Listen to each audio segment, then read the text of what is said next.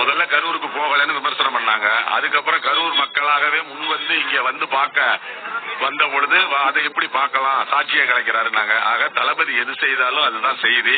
தளபதியை பேசாமல் தமிழகத்தில் இல்ல எந்த அரசியல் கட்சியும், அதனால பேசத்தான் செய்வாங்க. மூத்த பத்திரிகையாளர் என்று சொல்வதே மிகப்பெரிய தவறு. அவர் காலங்காலமா நக்கீரன் கோபால அவருக்கு மீச வளர்ந்த அளவுக்கு அறிவு வளரல. மற்றவர்கள் உழைப்பை சுரண்டி ஒரு கீழ்த்தரமான அரசியலை தான் அவர் செஞ்சாரு. வீரப்பன் விவகாரத்திலே அவர் நிறைய முறைகேடுகள் செய்திருக்கிறாரு.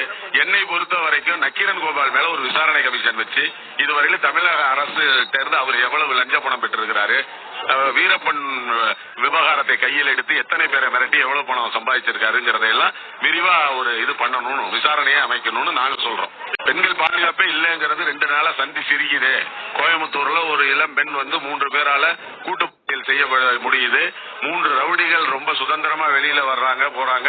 ஆனா ஒரு பெண்ணு அவங்களுக்கு விருப்பப்பட்ட ஒரு நண்பரோட ஆண் நண்பரோட வெளியில போக முடியலன்னா இந்த சமூகம் எவ்வளவு பெண்களுக்கு எதிராக கட்டமைக்கப்பட்டிருக்குது, அதை இந்த அரசு எப்படி தடுக்க முடியாம இருக்குங்கிறத காட்டுது.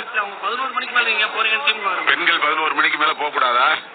சென்னை போன்ற பெருநகரம், கோவை போன்ற பெருநகரங்கள்ல இன்னைக்கு ஐடி நிறுவனங்கள் வந்துருச்சு. ஐடி நிறுவனங்களை பொறுத்தவரை அந்த பணிகள் எல்லாம் ஆண் பெண் சமபாலரா இருக்கக்கூடிய இது. பணி நிமித்தம் போகும்பொழுது ஒரு பெண் 11 மணிக்கு மேல வரக்கூடாதுன்னா அப்ப காந்தியை இவர்களுக்கு பழிக்கிறாங்களா?